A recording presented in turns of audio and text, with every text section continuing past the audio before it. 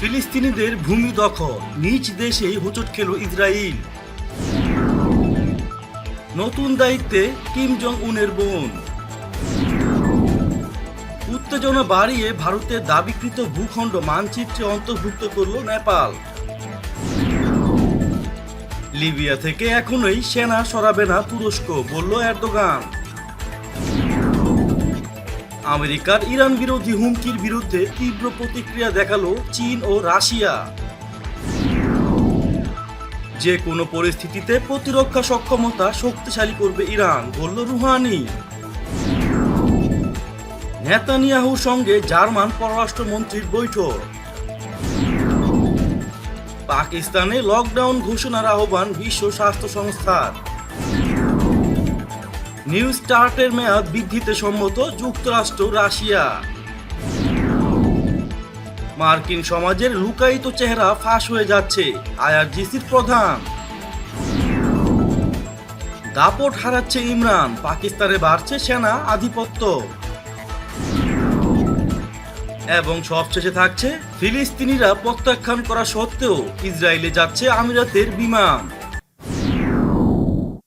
পশ্চিম তীরে ফিলিস্তিনিদের মালিকানায় থাকা ভূমি দখল করাকে অবৈধ ঘোষণা করেছে খোদ ইসরায়েলের সুপ্রিম কোর্ট। 2017 সালে তৈরি একটি আইন সংশোধন করে সুপ্রিম কোর্টের 9 জন বিচারকের একটি প্যানেল এই সিদ্ধান্ত নিয়েছে।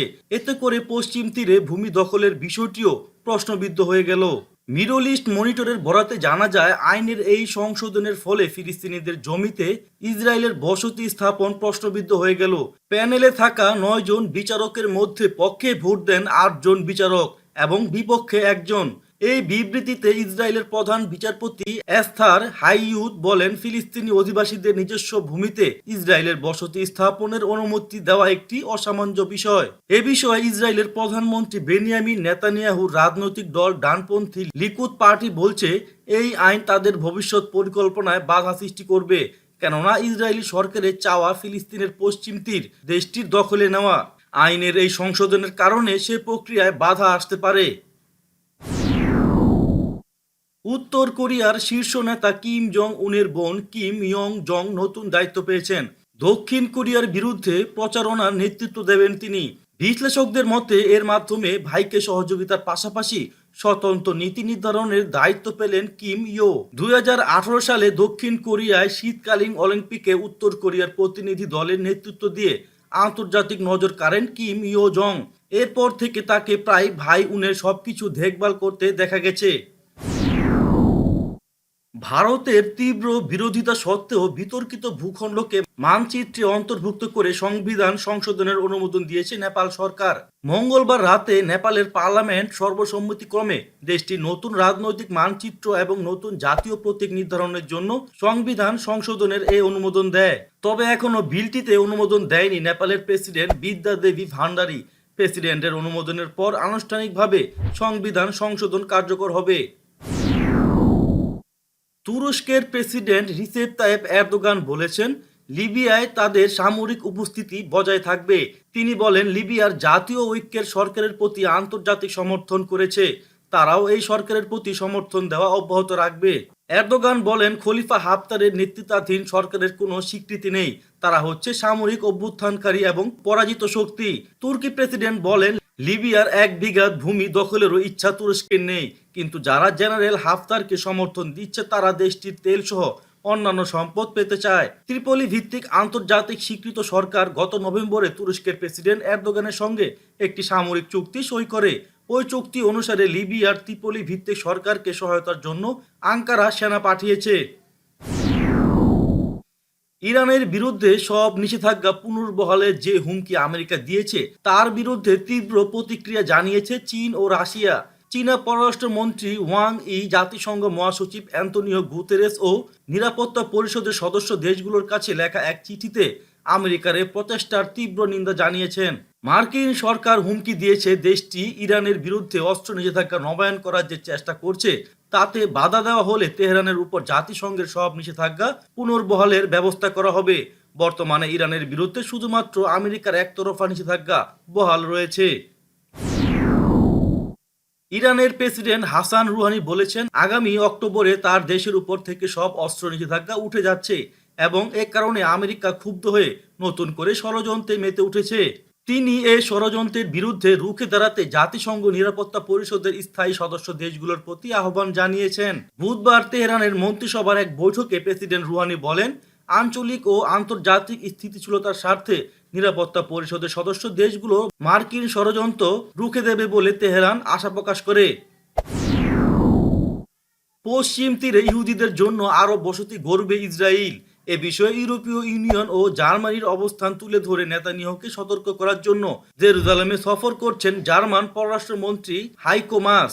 1967 সালের যুদ্ধের সময়ে পশ্চিম তীরের 1/3 দখল করে নিয়েছিল ইসরায়েল। সেই অংশের নিয়ন্ত্রণ স্থায়ীভাবে ইসরায়েলকে দিয়ে বাকি অংশে ফিলিস্তিনিদের স্বায়ত্তশাসন আরও জোরদার করার পরিকল্পনা ডোনাল্ড ট্রাম্পের।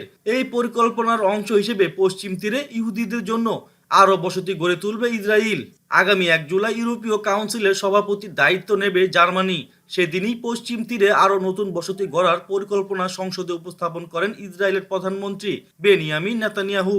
ইসরায়েলের এই পরিকল্পনা নাকচ করে মঙ্গলবার ফিলিস্তিনের প্রধানমন্ত্রী বলেছেন, ইসরায়েল তা বাস্তবায়নের পথে এগুলে পুরো পশ্চিম তীর এবং গাজা মিলিয়ে ফিলিস্তিনি রাষ্ট্র ঘোষণা করা হবে। তিনি আরও বলেন, ইসরায়েলের এই উদ্যোগ আন্তর্জাতিক মহলের দুই প্রতিবেশীর সহাবস্থান নিশ্চিত করার সমস্ত উদ্যোগ নাস্যাৎ করে দেব।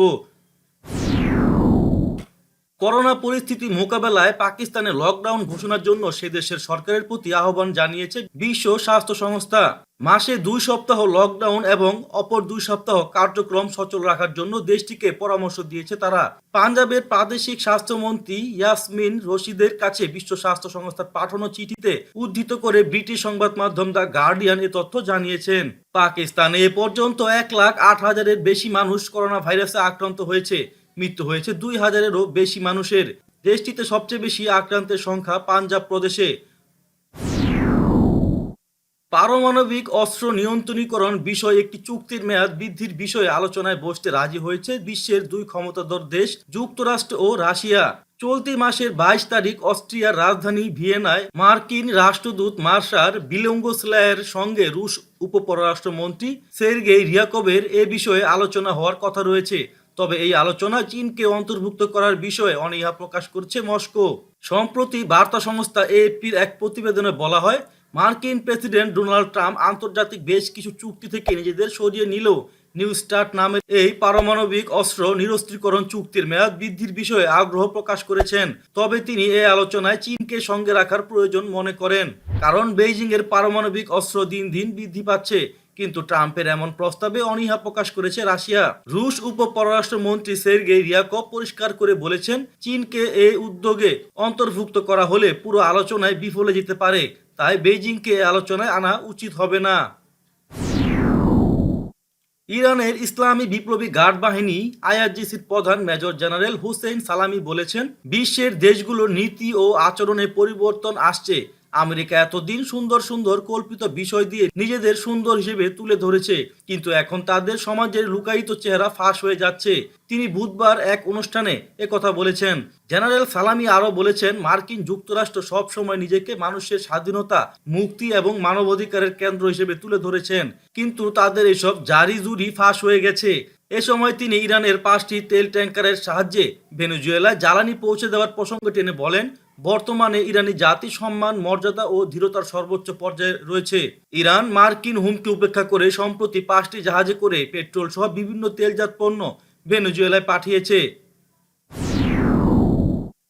প্রায় 2 দশক পর আবারও সেনা অভ্যুত্থানের গুঞ্জন শোনা যাচ্ছে পাকিস্তানে। খাকি উর্দির ক্ষমতা দখলের আলামতও ভেসে উঠছে স্পষ্ট। গত কয়েক মাসে ইমরান খান সরকারের কাজকর্মে সেনা কর্মকর্তাদের নাক গলানো এবং একাধিক গুরুত্বপূর্ণ পদে অবসরপ্রাপ্ত ও কর্মরত সেনাকর্তাদের নিয়োগ ঘিরে এমন আশঙ্কাই জোরদার হচ্ছে। ভারতের পশ্চিমবঙ্গের এক প্রভাবশালী সংবাদ মাধ্যমের খবরে বলা হয়, প্রধানমন্ত্রী ইমরান খানের ক্ষমতা যত আলগা হচ্ছে ততই সেনাকর্তারা সরকারের অভ্যন্তরে ঝেঁকে বসেছেন বলে মনে করছেন কূটনৈতিক পর্যবেক্ষকরা। তাদের মতে আর্থিক সংকট, মূল্যবৃদ্ধি সহ একাধিক ইস্যুতে ইমরান খানের জনপ্রিয়তা ধীরে ধীরে হ্রাস পাচ্ছে। সেই সুযোগে সরকারের অভ্যন্তরে ঢুকে পড়েছে সেনাকর্তারা। অনেক ক্ষেত্রেই সরকারের সিদ্ধান্ত নিচ্ছেন সেনাকর্তারা। 2018 সালে প্রায় 46% জনমত নিয়ে প্রধানমন্ত্রী হয়েছিলেন ইমরান খান। স্বপ্ন দেখিয়েছিলেন নয়া পাকিস্তানের। তারপর থেকে গত 3 বছরে দেশের অর্থনৈতিক সংকট তো কাটেইনি, উল্টো আরও খারাপ হয়েছে।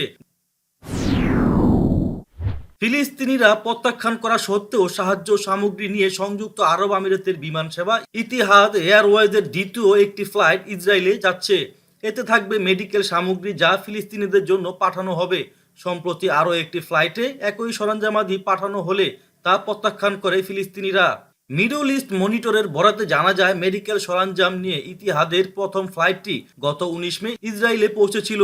প্রাণঘাতী করোনা ভাইরাসে আক্রান্তদের চিকিৎসা করতেই এই ফিলিস্তিনিদের এই সাহায্য সামগ্রী পাঠিয়েছিল আমিরাত। তবে তা প্রত্যাখ্যান করে ফিলিস্তিনি, কারণ ফিলিস্তিনকে না জানিয়ে ইসরায়েলের মাধ্যমে পাঠানো হয় ওইসব সামগ্রী। সে সময় ফিলিস্তিনি কর্তৃপক্ষ জানায়, তাদের জন্য সাহায্য পাঠাতে হলে অবশ্যই আগে কর্তৃপক্ষকে অবগত করতে হবে। কিন্তু তা না করে তারা ইসরায়েলের মাধ্যমে সাহায্য পাঠিয়ে ফিলিস্তিনিদের সার্বভৌমত্বকে অপমান করেছে। মিডল ইস্ট মনিটর বলছে, ফিলিস্তিনি কর্তৃপক্ষ প্রথম ফ্লাইটের সরঞ্জাম প্রত্যাখ্যান করার পর সেগুলো কি করা হয়েছে সে সম্পর্কে কিছু জানা যায়নি। দ্বিতীয় ফ্লাইটটিও প্রথমটির মতো ইসরায়েলে পৌঁছানো হবে।